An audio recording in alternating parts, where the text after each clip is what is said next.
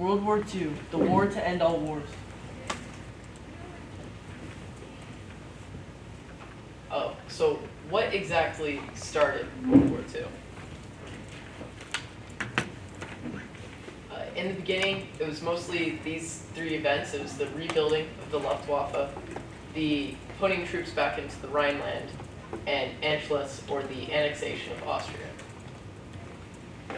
Putting troops back to the Rhineland. The Rhineland was a demilitarized zone, which is bordering France and Germany. And the Allies had full control of manufacturing, so they treated the German people really bad. The Treaty of Versailles was after World War I, and it was a treaty with the Allies and the Germans. It was a very unfair treaty towards the Germans. They were given an amount of money they could never pay off, a limit on the amount of troops they could have, and they could not have any tank or aircraft divisions. Initial conflicts. When did the fighting really start? The German invasion of Poland.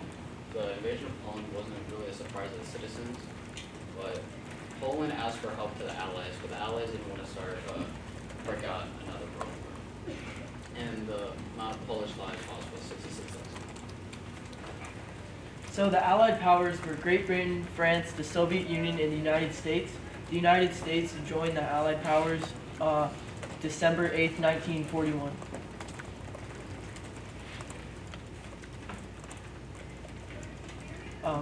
The Axis powers were Germany, led by Hitler, Italy, led by Benito Mussolini, and Japan, led by Hirohito. Political leaders for the Allies are Joseph Stalin, Franklin D. Roosevelt, and Winston Churchill. Political leaders for the Axis are Adolf Hitler, Hirohito, and Benito Mussolini. To elaborate a bit more on one of the Allies' political leaders, we decided to go with Stalin because he's always been an extremely controversial ally. He was willing to put every man, woman, and child in front of the German invasion, and because of this, he purged most of his country and his political opponents. However, World War II could not have been won the way it had been without the Soviets.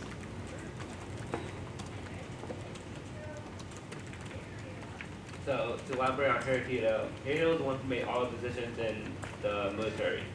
So he gave the authority for the invasion of China and presided over the bombing of Pearl Harbor. War leaders for the Allies are Douglas MacArthur, Harold Alexander, and Charles Portal. War leaders for the Axis is Hermann Rommel, Heinz Guderian, and Erich von Manstein. So, historical context can be explained through fame, feelings, attitudes, moods, and emotions. Some feelings that the U.S. Air Force pilots might have felt is courage. They had to be courageous in order to fly their missions well, and they also would have been fearful for their lives. Some of the moods after World War II could have been sad. Many people were sad that they had lost family members in their family. And emotions after World War II could have been fear. They probably were still feared that this would happen again to them. The role of Americans during the first part of World War II was mostly just trading with the Allied powers. Britain was in a very isolated state once France fell and became Vichy France. And piggybacking this, the Americans also became the world's strongest economy due to this massive amount of trade. And then shortly after the bombing of Pearl Harbor, they entered the war and helped win.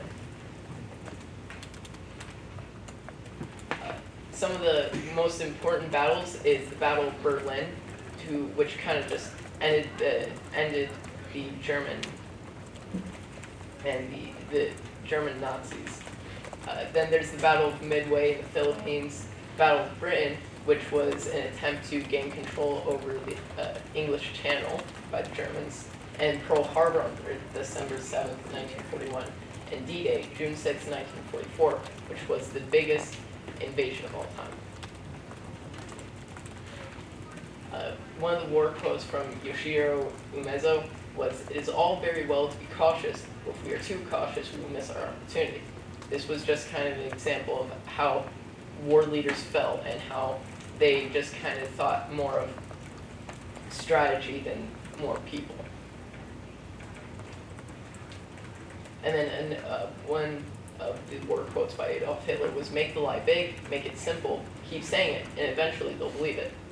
This was just an example of how much his ideologies captivated German people who at the time were in a broken country. Here's some important dates.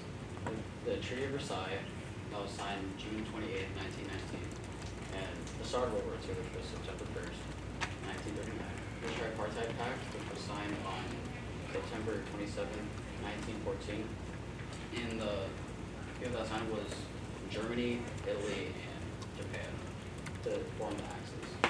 And Dunkirk, May 26th, D-Day, June 6th, and the end of World War II was September 2nd. Effects. What happened to the rest of the world after World War II?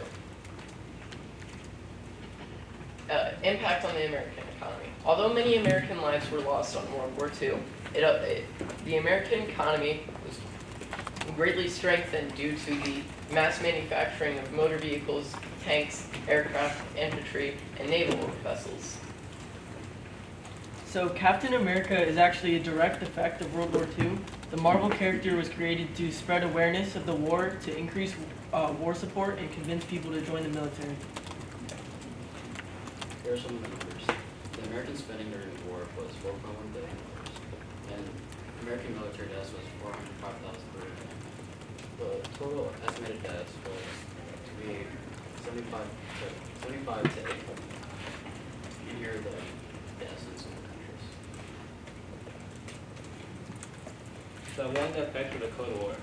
The Cold War happened because of intense tension between the Soviet Union and the U.S.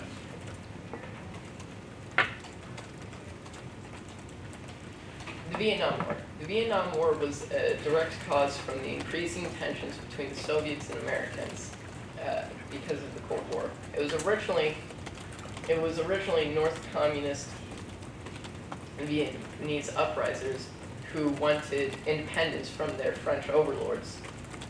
Then, after a while of French and Vietnamese conflict, and the Vietnamese were continued to be backed by the Soviets, the French fled the conflict and Americans stepped in. The creation of Israel. After Israel, well, not Israel. Israel was created from all the Jewish people looking for a home, and their allies gained some of their land. They named it Israel. The Korean War.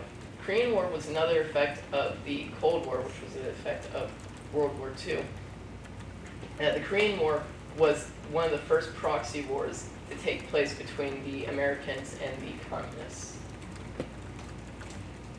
The 6-Day War. During the late 60s, when Israel was fully becoming a country, the surrounding Arab countries saw that Israel was weak and planned to attack. The Israelis sat on their border and let them attack and lose troops. All of the Arab troops were slaughtered, and it was a big loss for them.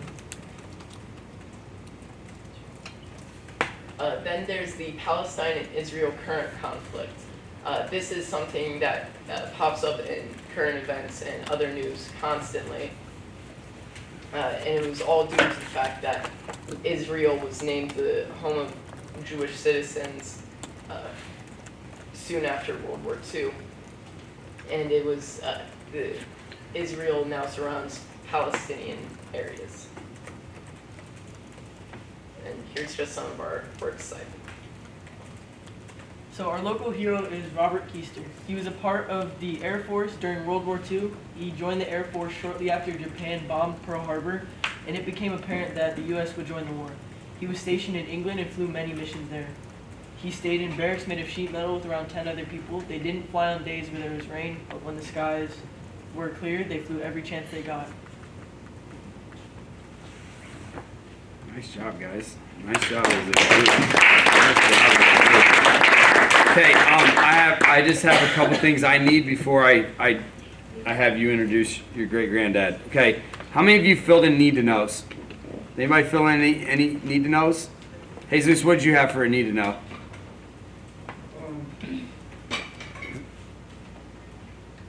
If you have a need to know, I would like those more than anything else because I'll just type them on here and then I'll get back to it after.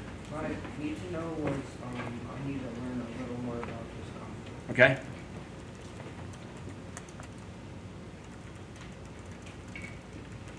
Somebody else? Why did they choose their fame words?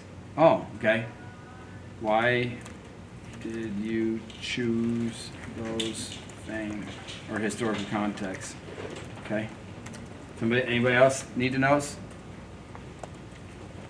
Okay. Anybody want to have a couple likes before we move on? Likes, cool comments, warm comments? Go ahead, Dyson. So I like how you guys had a lot of slides. They didn't have a lot of information on it, but you like said a lot from like the bullet points. I agree. That makes sense. I agree. Yep. Go ahead, Anai. I like the way you guys presented and made it hard to look at the screen. Me too.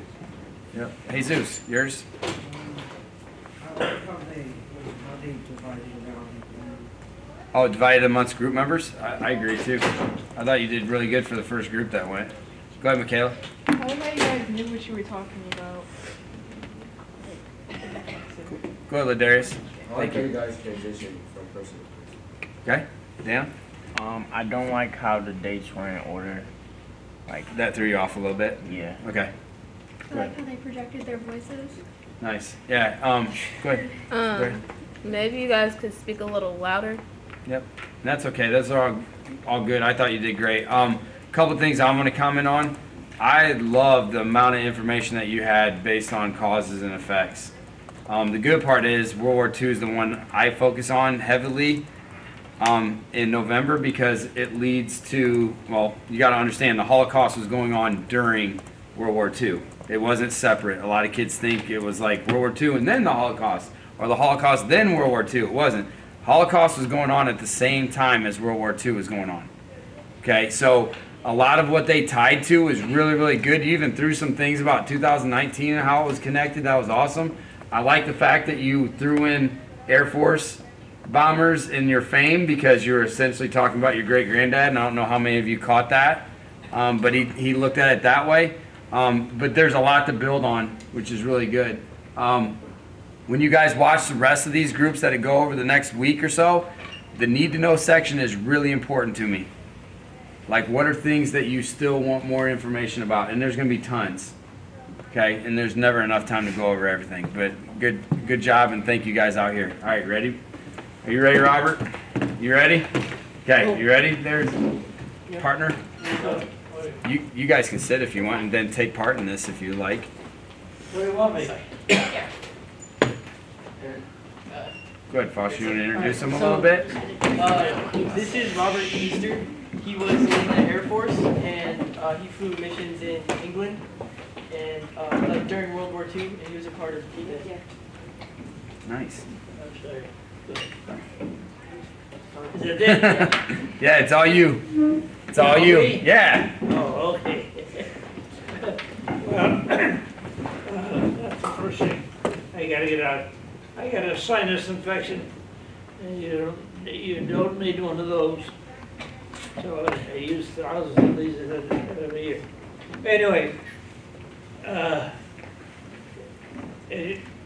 World War II was as you know, was a big operation, and everybody that was involved in it had a part to play. My part was in the early part of the war when Roosevelt agreed to help Churchill on saving England. I went over there in the early part of 1943, and I was there a year and 3 months before D-Day. And they were bombing London at the time when I went over there. And well, so I got to see a certain portion of that. And, but anyway, our mission was to prepare for the invasion. We bombed bridges, railroad intersections, and bomb rocket sites and all those type of things that were slowing up our plans to go into the. So anyway, flying over there in England was a very difficult. In fact, I'll preface it. My youngest brother, he was killed over there because his pilot come back. He was in the Navy, and his pilot come back in a late in the evening. The airport drone was completely closed up. The pilot couldn't see the land, nothing, and flew it right in a hill, and that's how my brother was killed in World War II. It was just an accident. So anyway, we flew out of a little town called Orlscone. That's where we were stationed. And Foster's got the huts. They lived in a Quonset hut. They were scattered all over the air base because they didn't want any concentration, of houses or housing. And so if bombs dropped, only one little area would get hit. So anyway, the flying started, and we started flying missions. The first one we flew was in September 1942, 43. And let's see. This airplane, this is the airplane I flew in. It was a B-26 twin-engine aircraft, and we didn't have the capacity to go much over 1,000 miles in the continent. So we bombed France, Belgium, Holland, and all those so-called border states to the English Channel. Well, when we went over there, the B-17s and the B-24s were flying they were flying all the way into Germany. And they were getting shot up terrible when they got close to Germany. They didn't have any trouble when they were close to England because the German fighters couldn't come that far. So anyway, our Mercers were only 500 miles out, something like that. So that's sort of why we never got into the heavy action. But when we first went over there, our organization was assigned to the 8th Air Force, and that's what the heavies were in. Well, then the general come up from Italy, and they switched our group, all 26s, into the 9th Air Force. So when we were in the 8th rotation period was, if you flew 25 missions in a heavy, you got to come home to the stage your active duty and combat was over. Well, our missions were so much shorter. They told us, "Oh, I'm sorry, boys, you 26 boys are going to have to fly 50. 25 ain't not nothing."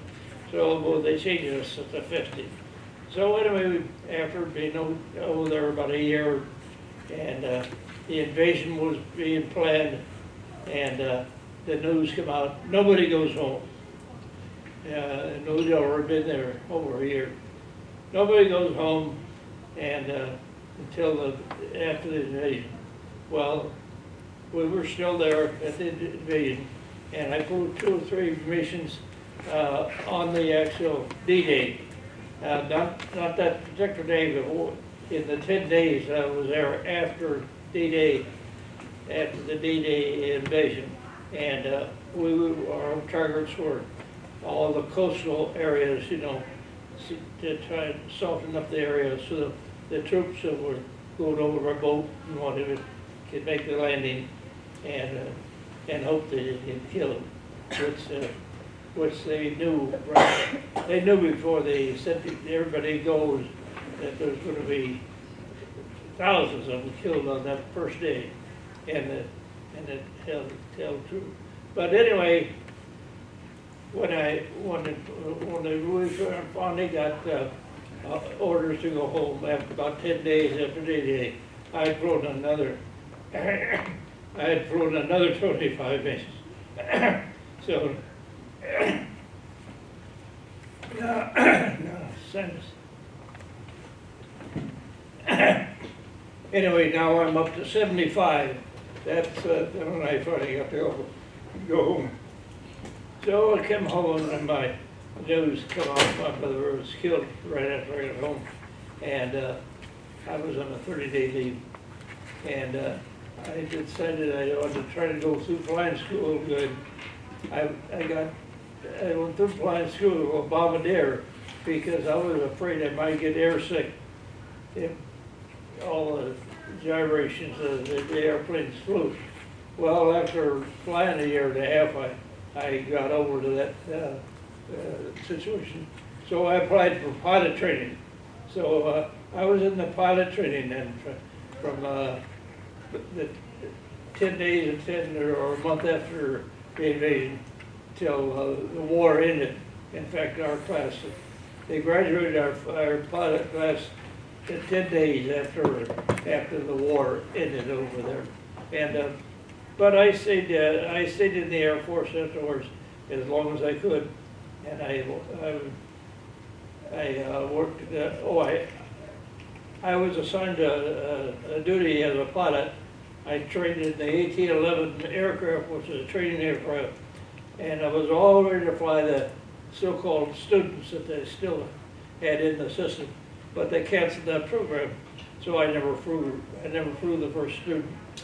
From then on, I stayed in, and they made me a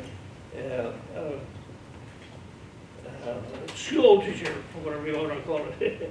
And so I was stationed in Colorado, Denver, and we had the unit of the military that was working there then.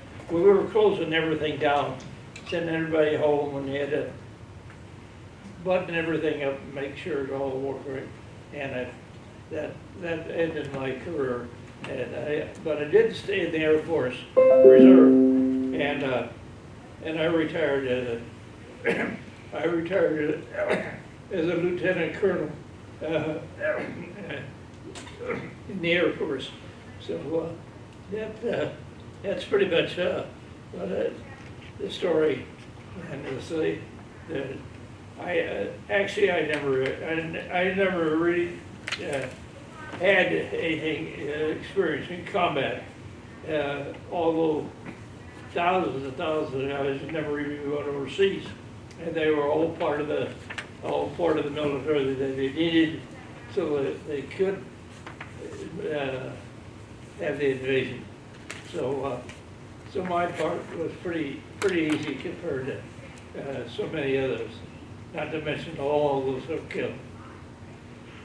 I think pretty much that covers it. Are you okay? Are you okay with questions? Are you okay with questions? Can the kids Yes, ask some no. questions? Okay. Does anybody want to start, or do you want myself or Mr. Gebhardt to start? I got a hearing aid, That's okay. and you never want those either. Anybody? They just, for looks is all they're for. Anybody? Question first? All right, Mike, speak loud. What division? That's not loud enough. So What division was your brother in? Put me up there. Robert, he said, what division was your brother in?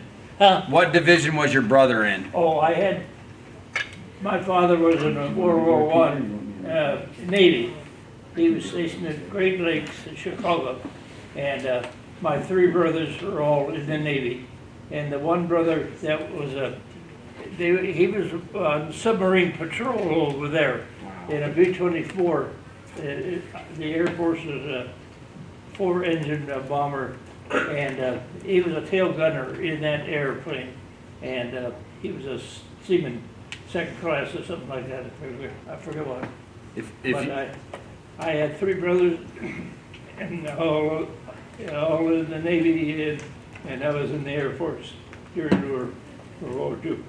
awesome. And if you look up here, I threw a picture of a Yeah, B-24 up there because I think when you guys ask, I'm gonna try to throw stuff up there. Yeah, if you could repeat, I could probably hear. Yep. And what I'll do, Robert, I'll just repeat what they said. Like Okay. I'll let them ask and then I'll do it louder. Somebody else have a question? I do. I have a question. All right, Okay, I have two actually. One was how many missions did you fly? 75. 75. Okay. And when you went over there, were you given a certain task, mission, like every flight you flew, you were supposed to do something? Well, well, one thing I forgot to tell, my preface a little bit, if I could No, yeah, you do elaborate it. a little Yeah, bit. absolutely. When I first joined the B-26 training program, and after I graduated from Bombardier School, I don't know, most you people have ever heard of that so-called bomb site at the Bombardier. It was an instrument, and we set up the nose of the aircraft was way up here. Right here, My guys. seat was right there. And that was an instrument, we dialed the dials with a cross on the target, and when they got right at the dropping point, the sight would actually trigger the bombs, and the bombs would fall out. Well, that's the way we went to school in the Bombardier. But when we got into combat training, they decided, some high-level generals decided we should go down to 100 feet off the ground and bomb low level. Like you flew it? Well, if you Hold can on. imagine going 240 mile an hour, 100 feet off the ground, and try to identify anything down below. It's nothing, big blur is all it is. Do you guys Okay. understand how high It was. 100 feet is? It's not very high.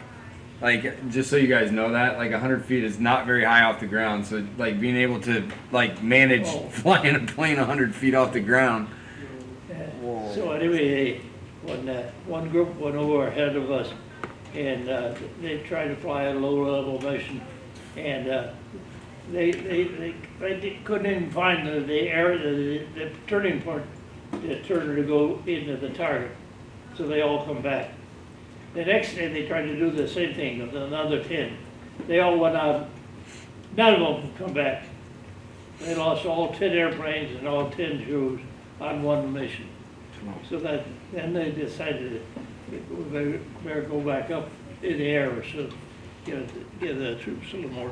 Oh my They god. lost them all because they were flying so low. Yeah. They were able to shoot And them down. Yeah, they're all, like, Right. if you think, guys, if you really think about 100 feet off the ground, I mean, what he's trying to tell you is you're not only navigating with geographical issues, you're also navigating with, back then, technology wasn't the way it was today, where we have smart bombs where you just hit a button and it goes wherever we want it to. These were, like, you see, like, up there on the screen, it was you have a sight line, like he said, you have a sight line that's on the ground, okay, and you drop them, and if, hopefully the wind doesn't blow enough of them somewhere else, you know what I'm saying? But at 100 feet, you think you might have more accuracy, but the problem is you have people then shooting at you, right, with mortars and all kinds of things. I mean, that's impressive. It was Could. It was an error in so-called management. They even think they had any possibility of Yeah. hitting anything at that level. Yeah, okay. Were you ever have the ability to fly back around and see what you hit, or you just pretty much hit something and took off? Like, did you ever, like, when you dropped your bombs, were you able to come back around and see what you hit, or did you just pretty much dropped and jetted?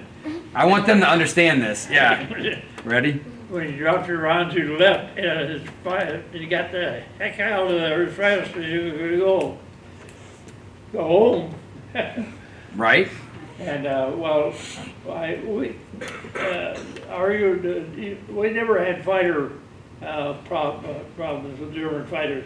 They weren't in that area where we were flying.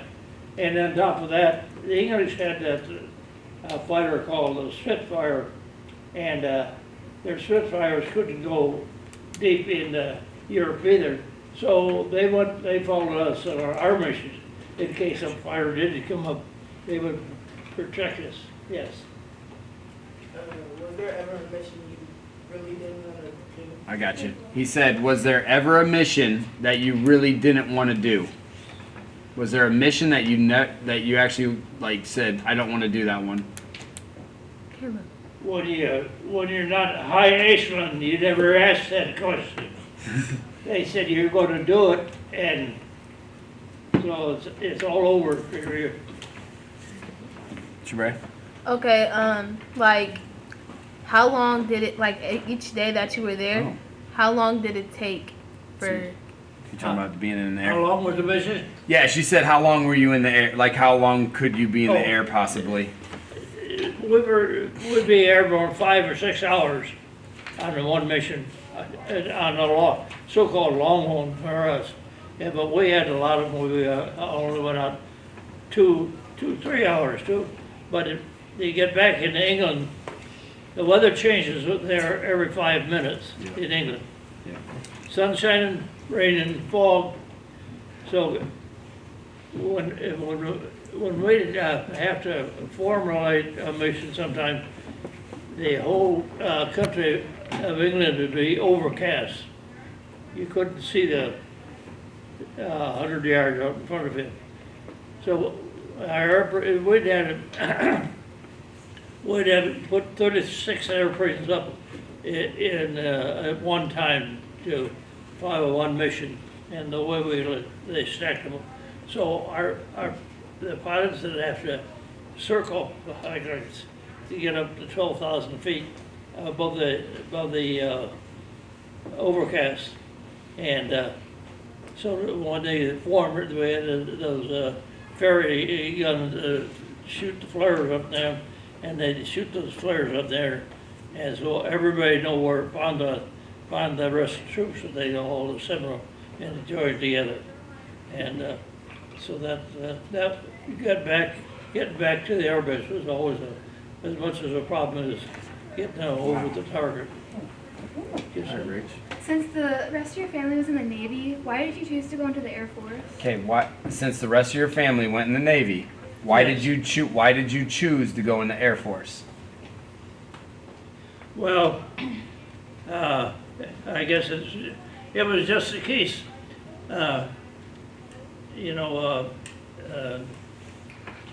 Roosevelt didn't tell Churchill that we were going to help him until December, I think it was, in 41 days. And I had no desire to be in the Army marching and doing that sort of thing. And flying was something I really wanted to try, and so that's the reason why I joined. But that was a good thing. When I applied for the Air Force, you couldn't be an officer in the Air Force prior to that time without having a college education. Well, I went to Southside High School. That was the end of my education. I did graduate 1939 anyway. But anyway, they changed the program.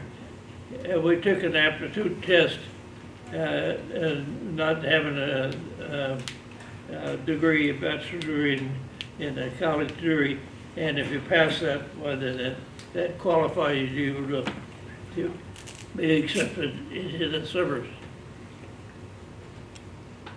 Okay. Kate? How many people were in your troop? Okay, how many people were in your troop, platoon, or whatever you? We had, well, our airplane was designed for 6 people, pilot, co-pilot, bomber gear, navigator, radio operator, an engineer that helped repair the airplane, and a tail gunner. Well, it just so happens for you folks, the airplane I flew in came from Fort Wayne, Indiana, but it was an experimental aircraft for the Air Force. We didn't have a co-pilot. All we had was a pilot. It was a single control aircraft, and they were in Fort Wayne for modification because they had exhaust heaters in them and other items that had to be removed before they could send it into combat. So the group I joined, they were all here in Fort Wayne for 2 or 3 months during the war, prior to the war, before we went overseas. And most of us flew from the United States to England by the northern route. We landed in Newfoundland, Greenland, Iceland, Scotland, and let's see, England to get there. It took us 5 days, something like that, to fly across. And there's guys, there's a reason for that, and I'll actually show you this. I have a video that actually is really good about why, like, our troops had to go north because France at that point was pretty much taken, and so our flight path had to be totally different than what it was later on. Okay, so that a good point. What did the training look like for just being a bombardier? What was your training? That's another story though. I graduated. I went into bombardier training in